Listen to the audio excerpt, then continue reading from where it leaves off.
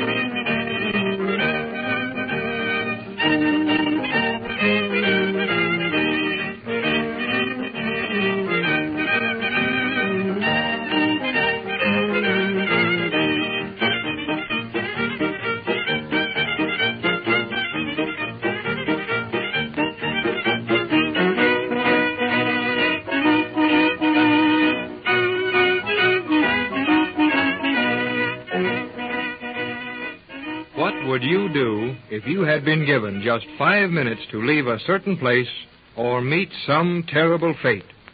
That is just what has happened to Cy and Elmer. The two old correspondence school detectives have found themselves plunged into a deep mystery in the Pumpkinville Bank. And while trying to figure it out in the president's office, the telephone rings.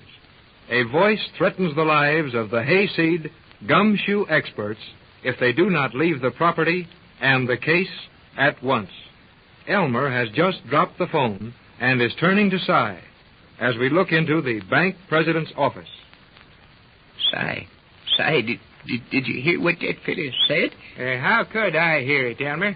You had the telephone, didn't you? Yes, but I told you. You never told me nothing.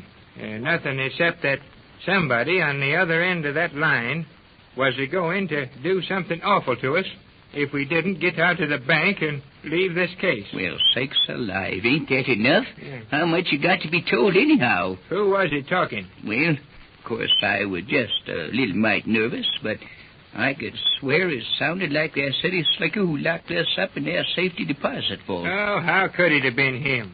The train whistle was just a-blowing when he locked us in that vault.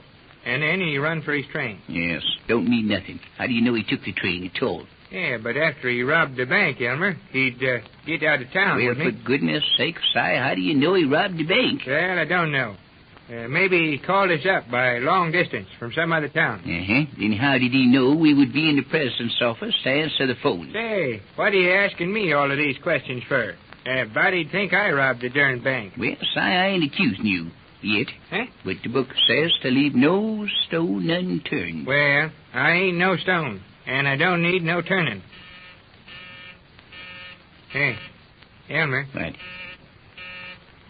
There's a funny little noise a-coming out of that telephone right where you dropped it. Eh? See what this? I've seen all I want here, that phone. Suppose you try it. Well, all right. Hello?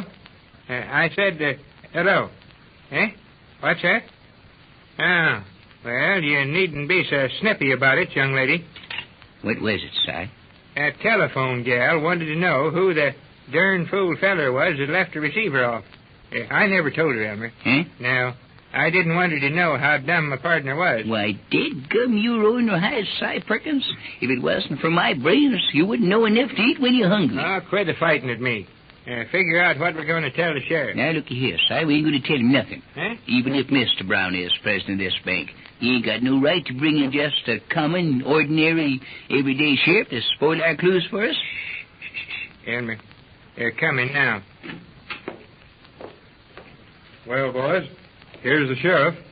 Sorry to keep you waiting, but we've been looking around the bank with Mr. Brown. Now, I'll leave you and get on back to the store. How do, boys? Steve tells me you're detectives now.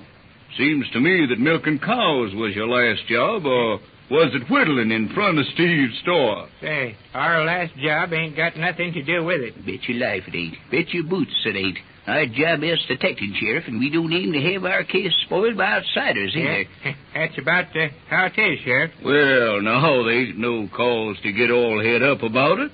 As sheriff of this here county, it's my job to take charge of the case. Yeah. But you boys are welcome to follow me around and learn how it's done. That is, provided you don't shine your tin stars in my eyes or shoot off them pop guns. Well, go right ahead and have a good time. We'll have ours, too. Yes, you bet your life. You're late, Sheriff. Me and Si's got all the clues now anyway. Yeah, nothing gets past our eagle eyes. So, you dug up some clues, have you? Well, what are they? Elmer, will we tell him? Oh, I guess so, Si. Maybe he was a smart feller before he got to be sheriff. He can't tell a speck about it. Let's help him out. What do you say? He looks like he might need it. Yeah, all right. What do you want to know? Well, Mr. Brown says you saw a stranger enter the bank about the time the crime was committed.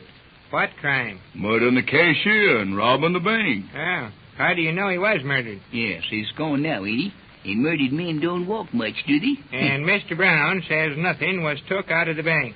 So there ain't no robbery. And if there ain't no robbery... Wait a minute. Hold on a minute. One thing at a time here. Now, you saw a stranger enter the bank, didn't you? Yeah, we saw that all right. Yeah, well, did he enter it surreptitiously? Huh? Did he, Elmer? Did he enter the bank surreptitiously? Did he, Elmer? No, I don't see that he did. He was walking. Yeah, he was walking. Well, what did he look like? Was he a tall feller? Well, he wasn't so tall, Si. He was sort of short. Was not. He was taller than any of us. And he was wearing a blue suit. Certainly was not, Si Perkins. It was a gray suit. Well, he was wearing a suit and a derby hat. Oh, Si, for goodness sake, it was not a derby. It was a black felt hat. Well, I knowed he had a hat on. Ah, that's fine. Now, we're getting someplace. Yeah. Did you see his face? Of course we seen his face. He was a nice-looking young feller. Clean shave and young. A good-looking boy. Why, Si, nothing like it. He was ugly as a mud fence, with about a 2 days' growth of stubble on his face and, well, about middle age. He was wearing a pair of brown shoes with gray gaiters. Oh, your eyes is ailing you, Si. He had on black shoes. And he was carrying one of them skinny little canes, walking stick. That was an umbrella, you darned old fool. And he was a right friendly and pleasant young feller. And he was not. Grouchiest old cahoot I ever seen in my life. Well, I guess we've about described him to you, ain't we? Well, I should say you have. And now that you're all through describing him, could any one of you tell me what he looked like? Well, I'll tell you, Sheriff. When he showed us his star... Weren't no star, it was a badge. Sheriff, can you come here a minute? What is it, Steve? Mr. Brown wants to see you about something. Coming right now. And while I'm gone, you boys get together and make up your minds what this crook looked like.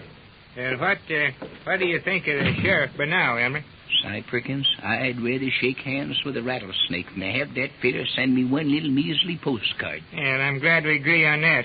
But why didn't you agree with me about what the feller looked like? 'Cause I wanted to mix the sheriff all up so we could find the feller and rest him ourselves. You're mighty smart, Elmer. Smartest feller in this here town. What's more, I got another smart idea right now.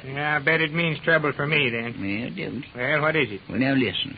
Si, we got to work fast. Yeah? We never seen that city feller in the main part of the bank at all, did we? No, not a sign of him. I'll say we didn't. No. All we ever did see of him, Si, was his shadow on the glass, right here in the president's office. That's a fact, Elmer.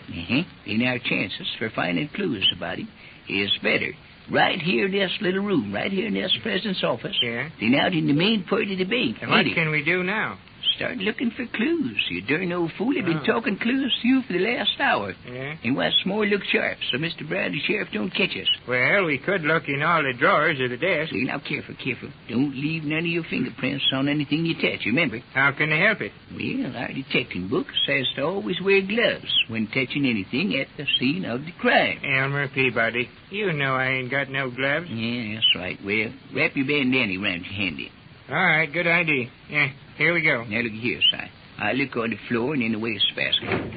What was that? Si, what was that? I slammed the drawer shut. Well, be quiet, will you? That darn old sheriff will be coming back here and spoil everything for us. Yeah, don't seem to be nothing suspicious looking in none of them desk drawers. No, not a thing. My goodness sakes, I can't find a scrap of nothing on the floor neither. It looks like we're stuck, Elmer. Stuck without airy clue. Yes, well, any time we get stuck, it's too bad. Wait a minute. Where's that little door over there first? Little door over where? Over there in the corner. Can't you see nothing unless I point it? Yeah, I do now, but I never seen it before. Yeah, you're some detective, ain't you? Some detective. What's Never matter? seen a door. Yeah. See plenty windows when you can run out and jump out of them. You see it now, don't you? Yeah, I can see it, Elmer. Just as plain. You don't stand there and look at it. It ain't going to do no tricks for you. What do you want it to do? Jump through a hoop or something? Oh, Elmer, Get it open. But open it carefully. Don't leave no fingerprints on the doorknob. All right. Just as easy as I can, Elmer. There she is. Yeah, there you got to open it last. Why, say, that's just a little closet for overcoats and such. My, pretty full, ain't it? Yeah, Mr. Brown's a rich man. Bet he is. I guess he's got clothes here and to home both. Looks like it. Well, all say anyway. Say, now be sure you look sharp, Si. Well, I'm a-looking, but there's just clothes a-hanging up and, What is it? What's the matter, Si? What is it? Say, will you quit making noises like a fish or something like that and say something? What's making you look so pale? Si Perkins, don't you faint on me again now. I'm telling if you do. Elmer. Well, what's the matter? What's the matter? What are you staring at? Elmer, keep quiet a minute, will you? I'm keeping. Look what's a-standing behind them clothes. Where, behind what clothes? Right there in that little clothes closet. What? Look, Elmer, look. Standing right behind them clothes. What? Si, it looks like... Si, it is. That dead cashier. Si, we better get out of here. Si, where are you? Well, darned if he ain't gone already. Nobody had to tell Si to leave that spot, and Elmer is not far behind. Your announcer will tell you when you may hear another episode of Si and Elmer over this station.